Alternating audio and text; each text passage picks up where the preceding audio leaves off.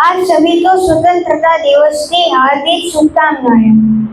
देश सलामी इस तिरंगे को जिसे तेरी शान है, सिर ऊंचा रखना इसका जब तक दिल में जान है। दोस्तों, आज 15 अगस्त है। 15 अगस्त का यह पावन दिन सिर्फ हमारे लिए तारीखी नहीं बल्कि हमारे लिए मान और सम्मान का प्रतीक माना जाता है। आज के ही दिन हमारा देश 1947 में आजाद हुआ था।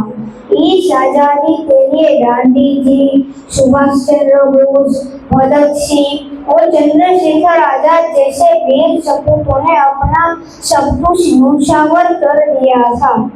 दोस्तों, देशभक्ति का मतलब सिर्फ सीमा पे खड़े रहकर लड़ना ही नहीं होता बल्कि अपने देश को स्वच्छ रखना, सुंदर रखना और आपस में भाईचारा बना रहे उसका ध्यान रखना भी एक सच्ची देशभक्ति है।